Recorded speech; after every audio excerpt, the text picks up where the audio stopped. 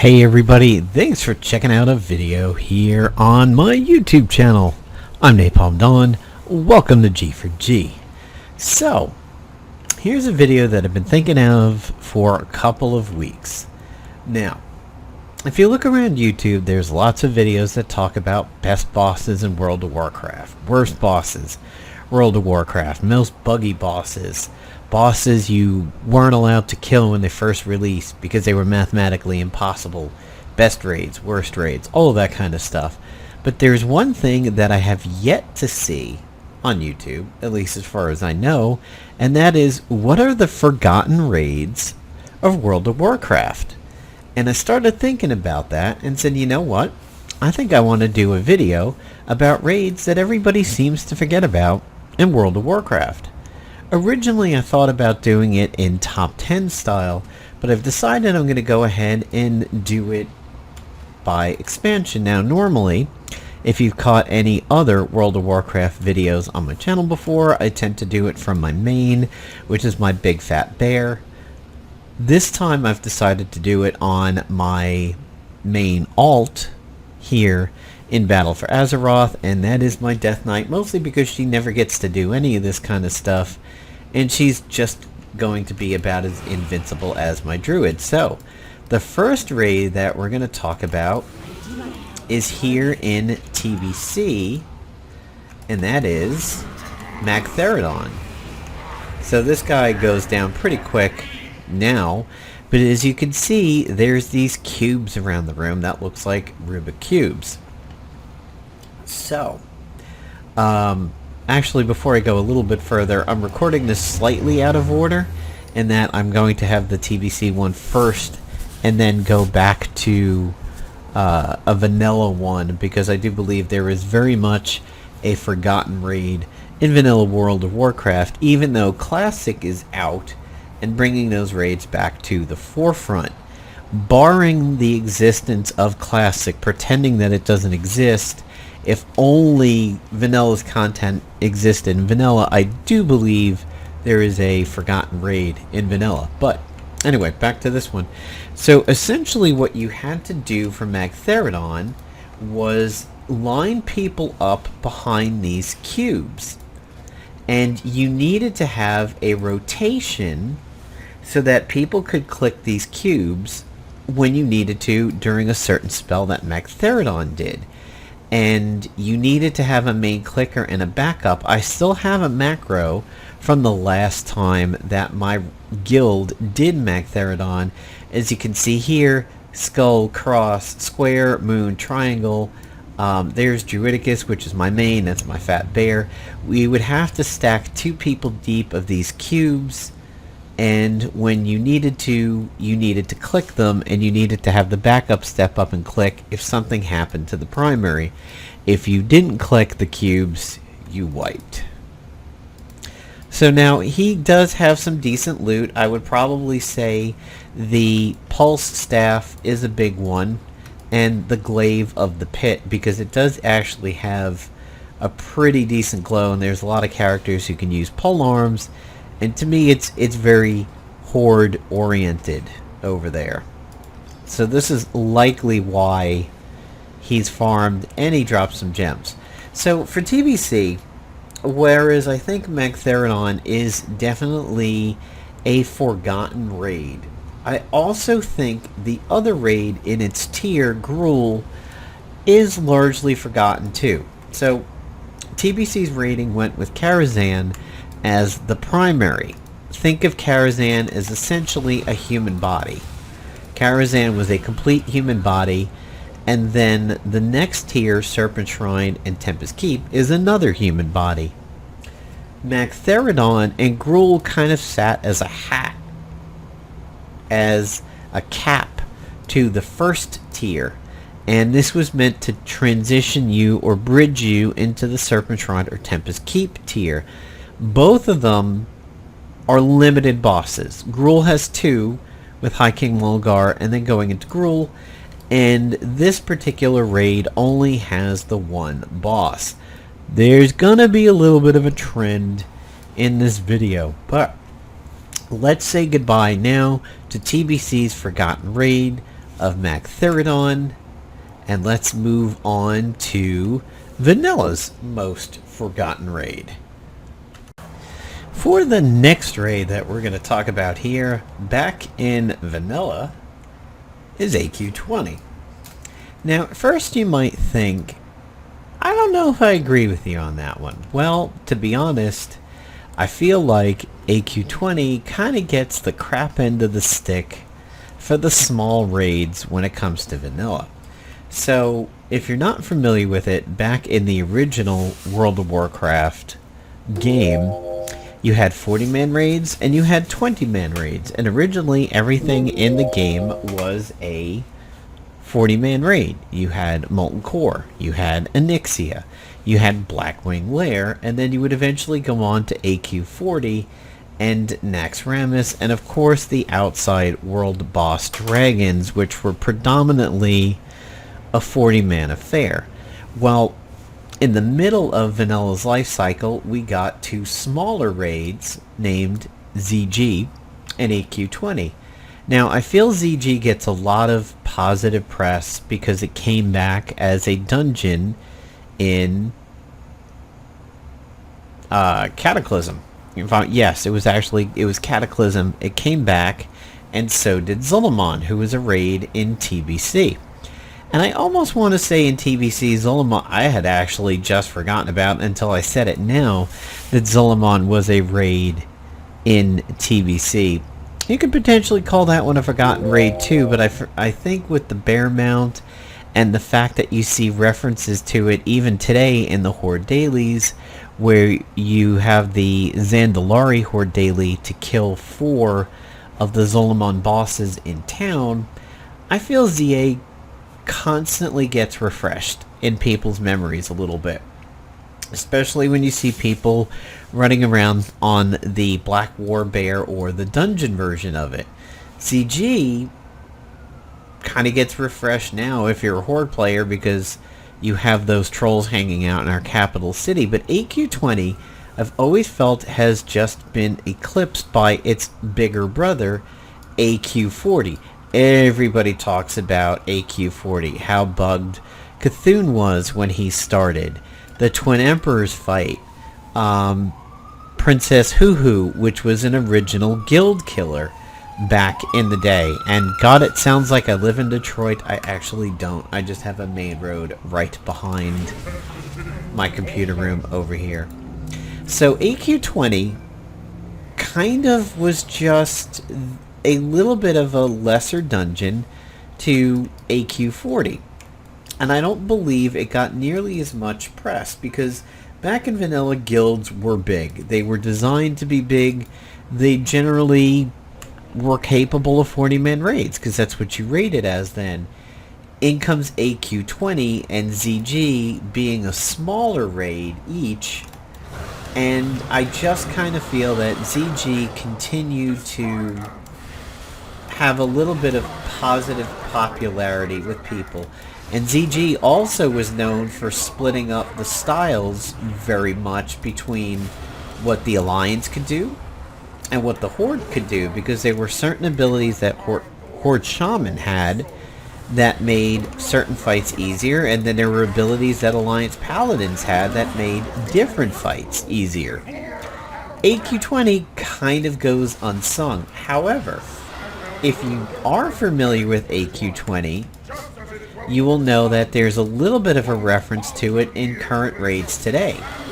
And that is a reference back to AQ20's Mome boss, which is accessible here after Rajax dies. Oh ho ho. That's nice. I don't have that appearance yet. That is pretty cool. So AQ20 has a lot of the bug aesthetic that you would imagine from AQ, similar to 40. It's smaller, it's tighter, drops a lot of the same things, like these old books that would upgrade your abilities past what the trainers were giving you at the time. You had scarabs, you had the coffer keys, which lets you open chests that did scarab stuff, and you had early loot tokens. When you come in and you do the first 2 bosses, you can split and either go to Buru or Moam, depending on the way that you're going. Now, Moam is referenced today in current rating if you happen to go over and look at Moat. Moat is very similar to Moam in that they are mana based. They are bosses that revolve completely around mana. The only difference is that Moam, your design was to basically drain him of mana by actually draining him of mana. For Moat, you're doing the fight by DPSing, quote-unquote, his mana. But it is a somewhat similar mechanic. Back in the day when we were doing AQ20, even though my Fat Bear was a main as a tank, I usually hopped on my Warlock for this particular fight, because along with Hunters and the Sting, this is what you did for this guy. Plus I could banish the Elementals. Buru is somewhat common nowadays for Hunters because people can go and tame Buru and get the head off bug appearance. So what that is that Buru, at certain points in the fight, his head gets blown off, and if you tame him like that, you essentially have an AQ40 bug that is a convertible. So these bugs are catching up over here. And then after you do Buru and Moam over here, you can actually go right to the final boss, Osirian. Nobody really talks about Osirian anymore. He was somewhat hard at the time, simply because you had to have a raid that knew what they were doing, and you were clicking crystals at a certain time, and you were kiting him, and you wanted to have certain magical resistances and everything like that for him. But nobody really talks about any of the bosses in here as being tough or easy or bugged, no pun intended, or mathematically impossible to kill. And as a total matter of fact, Amos the Hunter over here, nobody talks about Amos either, and Amos is very unique. It required a ranged nature resistance tank, which is pretty much unheard of in the game at this point in time. Resistances died for bosses in Wrath of the Lich King, but still interesting that it was a nature tank plus a ranged tank. When you did Osirian, you would have to kite him to these crystals, you'd have to click him, it would allow you to do more damage to him and everything, but nowadays you just walk up to him and there you go. Game over. And this is part of the reason why I'm doing it here on my Death Knight instead of my Druid, is I finally get to get some of the plate related things over here that I haven't done before, since my Druid always gets leather. So there's AQ20, people. I do believe this is kind of a forgotten raid, because even for the small raids, people focused on ZG and of course the big classic 40. So up next, we're going to talk about Wrath of the Lich King, and spoiler alert, I think this is probably going to be the most forgotten raid on the entire video. So up next we have a Wrath of the Lich King raid, and if this zone doesn't look particularly familiar, that's exactly the point. So we're going to be talking about Hallion over here in Wrath of the Lich King, down at the bottom of Wormrest Temple. Wrath of the Lich King had some very, very interesting raids going on with it. You had the first tier, which was Naxxramas. Naxxramas was a pretty good raid for a beginning tier, but for me, similar to Karazhan, there came a point in which Nax got pretty boring, and it was a tedious raid. It was good because the Blizzard design team had created an incredible raid back in vanilla that honestly not a lot of people got to play, because the requirements of getting into Nax were so high. You super had to min-max things, you had to attune for it. It was rough. it was Sunwell before there was a Sunwell, to be honest. And probably less people got into Nax than actually got into TBC's Sunwell. So, after Nax came Uldar, considered perhaps one of the benchmarks of all raid creations in the history of World of Warcraft. So, Naxxramas gets a bunch of bosses that are still talked about, and they're popular in Hearthstone cards. Uldar is an extremely popular raid that had contextual heroic versions or hard mode versions, and then Uldar was the similar to that. Uldar was the one that had contextual hard modes, and then after that they were simply menu clicks in order to get it into hard mode. But you had things like Firefighter and Flame Leviathan with the towers up. You had a secret boss in Algernon. So Uldar was a great raid. And then you have Icecrown Citadel, which comes out giving you the Lich King, who had harassed you throughout the entire expansion. It was an incredible piece of writing on Blizzard's part, so much so that when Deathwing came around, a lot of people felt Deathwing was flaccid because the writing was so good for Arthas. And Deathwing kind of menaced you throughout the expansion, mostly by carpet bombing the zone you were in, but he wasn't in dungeons, he wasn't in stories. So Icecrown Citadel was a very good raid, very talked about. Arthas gets up there on the list of hard bosses and everything. But there are raids in Wrath of the Lich King, be it the best expansion in World of Warcraft's history by numbers as it is. Malygos, to me, I think is kind of a forgotten raid, not because the raid itself is forgotten. I think people forget how complicated it was to actually do Malygos at the time. Death Knights over here, like my little jumpy lady, really made Malygos very simple because you would grip in the sparks and kill it where it wouldn't buff Malygos, but it would buff the raid. You had the discs, you wanted ranged up there to kill other wizards on discs, you had the vehicle portion of it. Malygos isn't a forgotten raid, but I think people forget how complicated it was. Hellion over here, however, is, I think, the single biggest forgotten raid in World of Warcraft's history. It came out during the height of Icecrown Citadel, and it was really a filler between Wrath of the Lich King and Cataclysm, unlike a lot of the other raids which come out as a filler between tiers. Now, this particular raid, as active content, as you can see here, required teams splitting up and going into two different worlds. In each world, they had to deal with laser cutters. They had to do certain things in their realm and everything like that. It was a fairly complicated fight, and it was kind of one of those fights that, you know, is it really going to be worth it to do? Is his loot and everything worth it to bring back out into the world? And I think he had maybe a decent weapon in there. I almost maybe want to say a mace. Was I not on Heroic 25? No, I was on Heroic 10. Oh well.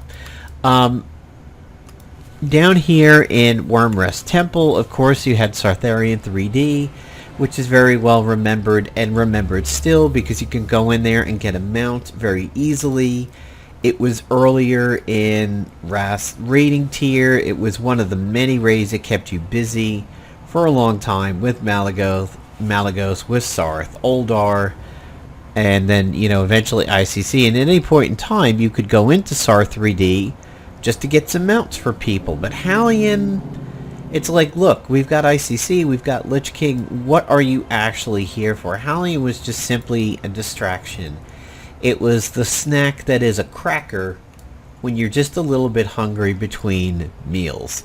So I think right now, and this may change in the future, we'll talk about it when we get there, I think Hellion is the most forgotten raid of all time in World of Warcraft.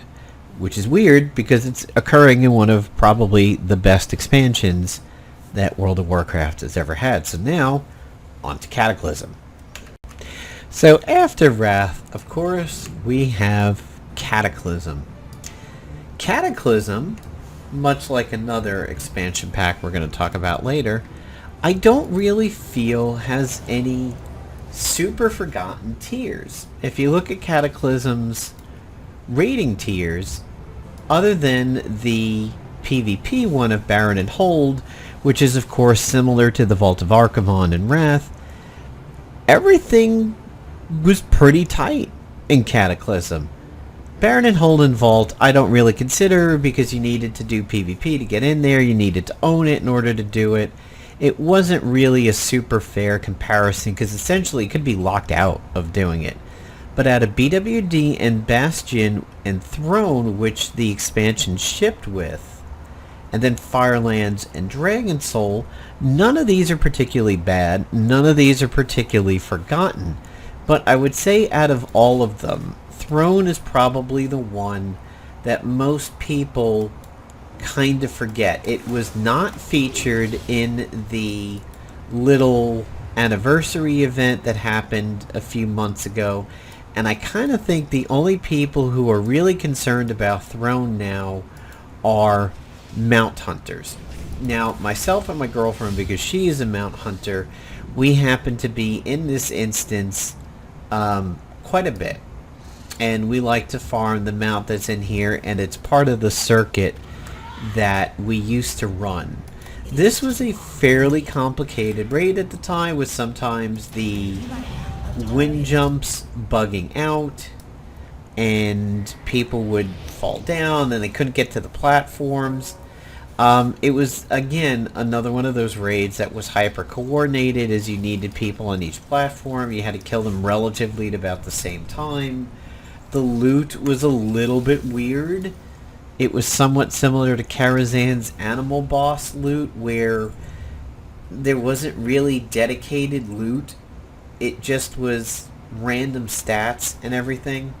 So I'm going to grab this plate one for the appearance, and I'm going to grab this pet, which I kind of didn't even know existed.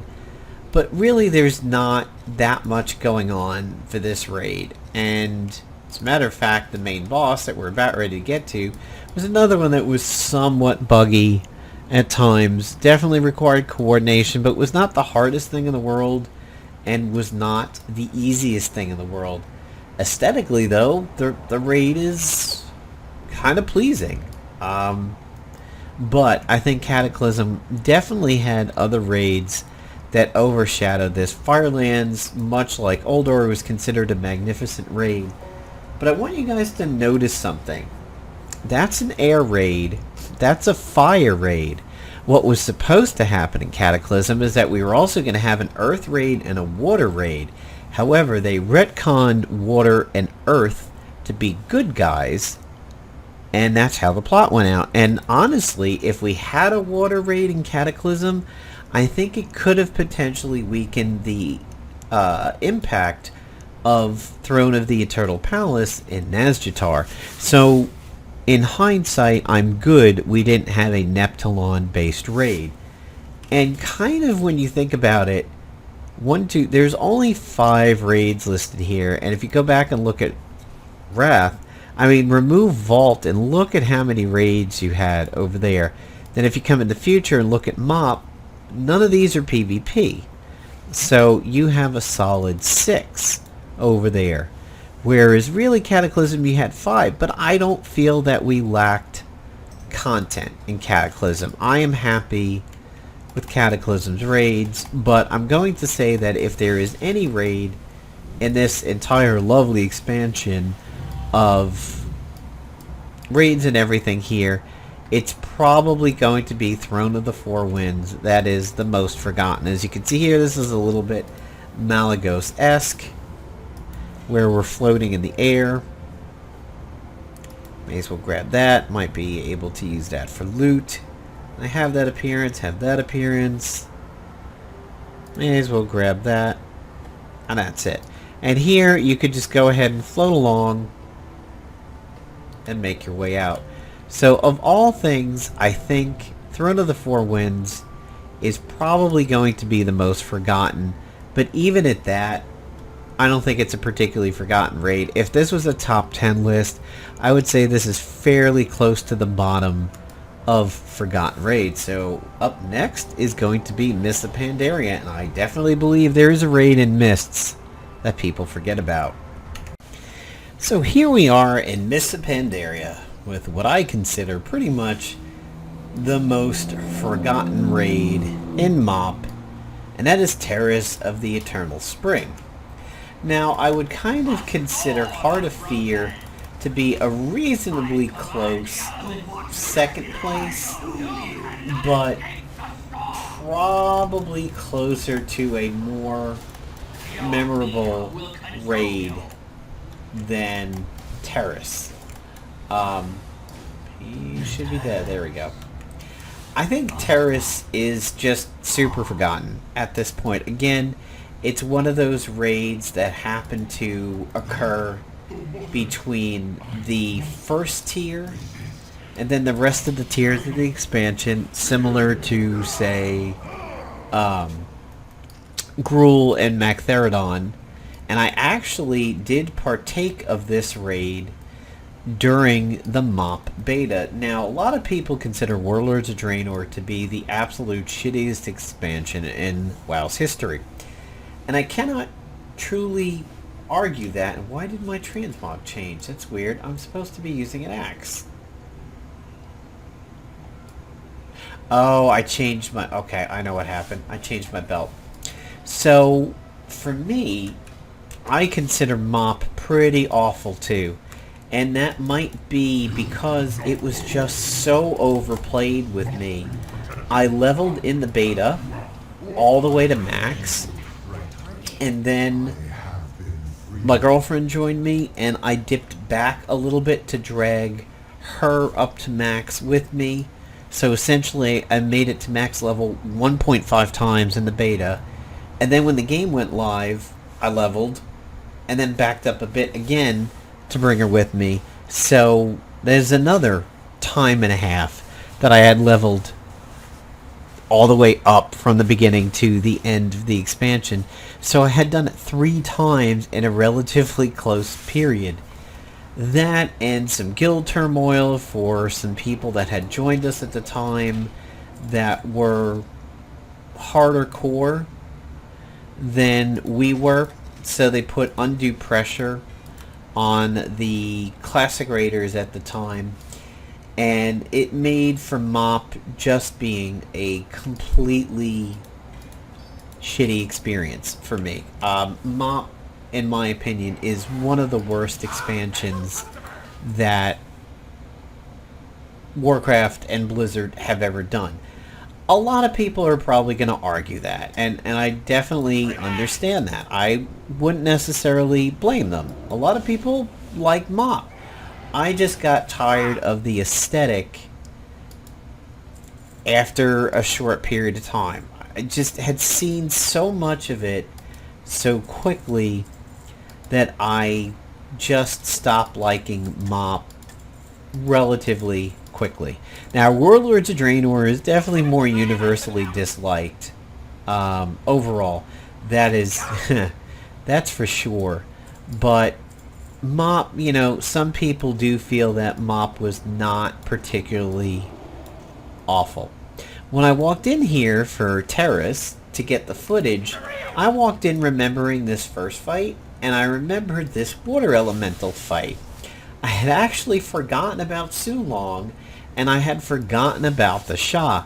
That shows you that I'm kind of proving my own point over here, that I just think this raid was largely forgotten. Now, it is the biggest of those mid-tier raids. You know, I mean, it's got 4 bosses in here as compared to the 1 or 2 that a lot of these raids have, but I still think a lot of people just forget what goes on in Terrace and forgets these fights and probably doesn't come here a hell of a lot. Heart of Fear is a reasonable close one after that. Then you have good old Lightning Throne over there, Throne of the Thunder King. I bet you people definitely remember that and the lead up to it. And Siege of Orgrimmar, I'm gonna say that's not a particularly forgotten raid either, and a lot of people are in there getting hunter pets and looking for mounts in that place too, so I just don't think there's any reason to come into Terrace at all nowadays. So I think that's why it's a forgotten raid. Up next, we're going to go ahead and deal with Warlords of Draenor. To me, 2 shitty expansions in a row, even though people are definitely going to argue that MoP really is not actually a shitty expansion. On to Warlords of Draenor. Now, if we look at Warlords of Draenor, and we look at the raids for that expansion, Xing out Draenor itself, because that's just world bosses, there's only 3. So man, the choices of picking a forgotten raid in Warlords of Draenor, not very tough at all. Blackrock Foundry is known pretty well. You had a lot of very distinct fights in there that they'd really never ever done before. You had Hans and Franz that made cafeteria pizza on the floor. You had Pac-Man in Orgorger. You had all the mounts that Beastlord got onto, and he's actually a little bit tough of a solo farm still if you get pinned by his arrows, because there's nobody there to pick them off of you, and you just die, stuck to the floor. The return of Gruul. Operator Thogar with the trains, one of the most unique boss fights we've ever had in WoW's history. We have Kulligarn 2.0 and Cromog. We have the super fucking annoying Blast Furnace that's really tough to solo now because it's just boring as hell. And, you know, Flamebender, whatever. The Iron Maiden's interesting little one there. And then, of course, Blackhand. Quite a unique fight with its 3 layers that you go through. People remember Blackrock Foundry quite a bit. It's an interesting aesthetic, interesting bosses. Hellfire Citadel, very flamey, felly instance. It's the last one of the expansion pack. I think a lot of people maybe remember certain bosses in here, maybe not all of them. Shadow Lord Iskar is considered an extremely hard fight for the mechanics you had to do. And then eventually you would fight Archimonde, Captain Treehumper, and Manaroth. So people remember Hellfire Citadel. But Highmaul. Do people truly remember Highmaul? I kind of think if it's a forgotten raid. I remember Blade Fist. I kind of remember Butcher. I definitely remember Tectus and Brackenspore. And then I forgot really what the deal was between Argron and Korga until I happened to do it lately, or somewhat recently on my Druid, just for some transmogs. And Imperiator Morgok, I kind of forgot how that fight went. I didn't forget him, but I sort of forgot huge chunks of what that fight was like. So I kind of think that if Warlords is going to have a forgotten raid, it's going to be Highmaul. And in all honesty, you could make the case that its forgotten raids were the raids that we never got. Like the Shatrath tier. We were actually supposed to do more stuff in Shatrath than we ever wound up doing. That was supposed to be a raid. It never was, because everything's about Warlords of Draenor was just so fucked up. We didn't get so much of the content we were supposed to. Garrisons were not supposed to be your home base. The Horde was supposed to have a home base way out here in Bladespire. Alliance were really supposed to have a big home base over in Black Temple. But things changed so much and we all became social distancing. Like we had COVID-19 all just holed up in our garrisons where we could fish if we wanted to. We could get ore if we wanted to. We could go diving underwater and get the chests. We could pet battle. We could sit there and deploy people on missions like it was an RTS. Garrisons never really bothered me that much, but a lot of people did point to how it kind of seriously screwed the game up in that expansion. And a lot of people do consider Warlords of Draenor to be the worst expansion ever. The numbers were sort of up and down during Warlords. They had good moments where they would spike, and then they would have abysmal drops. So I kind of think of everything, High Maul is going to be the forgotten raid of this particular expansion. So that leaves us with 2 expansions left to talk about. Legion and Battle for Azeroth. I'm just going to go ahead and get them out of the way now, rather than get footage on them, even though I know I can do Legion at least on my Druid after I just went through Heroic Emerald Nightmare last week. I don't really feel there's a forgotten raid in Legion, similar to Cataclysm. Trial of Valor may eventually get there, but I think Trial of Valor was unique enough in that we were dealing with Hela, we were dealing with Odin. Gorn was an interesting fight. Maybe because it's super recent, I don't think those 3 bosses are going to be forgotten. Emerald Nightmare was the first of the tier, and then we had Nighthold and Tomb of Soka Garrus in the middle, and then eventually we would wind up having Antorus the Burning Throne. A lot of raids, after coming from 3, we're now back up to 5, which is pretty standard, even though Trial of Valor was sort of a bit of an in-between raid. Now, there are times when I think the middle tier of Legion, Nighthold and Tomb, sort of blend together in my memory. I'm like, what was exactly where and all that? But then if I actually stop and think about it, and just spend a moment thinking about a boss that's in my brain, I know exactly where it comes from. Because everything in Nighthold tended to be purple, and even though we had Tichondrius and Crozius, most things in here were not really fell until you got up to Gul'dan. Star Augur was unique, the Botanist was unique, Crozius was, another Kullagarn type fight, Grand Magistrix Elisandra was definitely a unique fight, Chromatic Anomaly, Scorpion, Trilex, that we used to call the homosexual vacuum cleaner, because of how he was during the fight. I do feel that things stick out pretty much in Nighthold. And then when you think about what was in Tomb of Sogaris, the Fel really comes out, the Murloc and water-related and Naga-related ones, the Sisters, the Host, Maiden coming out, the Fallen Avatar in 2 stages, Kill Jane with the annoying Illidan mechanic. I don't really think we're going to have a forgotten raid in Legion. I think it's about as good as Cataclysm's raids for that.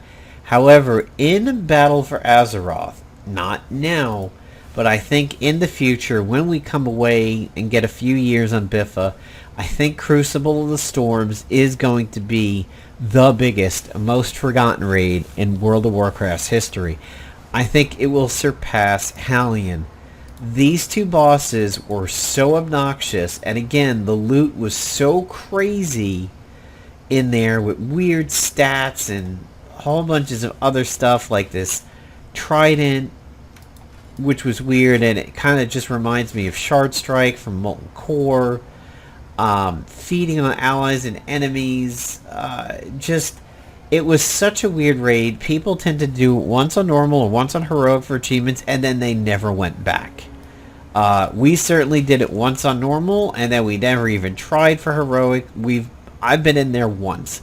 Both of my characters still have a quest to go in there and kill a boss in there, and I imagine it's not going to be done until I can get in there and solo it on my characters. So, for me, if I had to rank them 1 to 10, or provide an ordered list, I'm going to say that Crucible will be number 1, and that Halion will be number 2, fairly close. And then after that, things thin out a little bit, and I don't necessarily know how I would rank them, and it remains to be seen how well Classic brings back AQ20 that I mentioned earlier in the video. So, there you go guys, there's my video on the Forgotten Raids of World of Warcraft. Other than the PvP ones with Baron and Hold and Vault of Archimonde, what do you think about the video? Do you disagree with anything I have up here? Do you think that there is a raid that was more forgotten than the ones I listed? Let me know. How about a boss that you think maybe is a super easily forgotten boss that everybody just totally forgets about these days? Let me know. Have a good one, folks.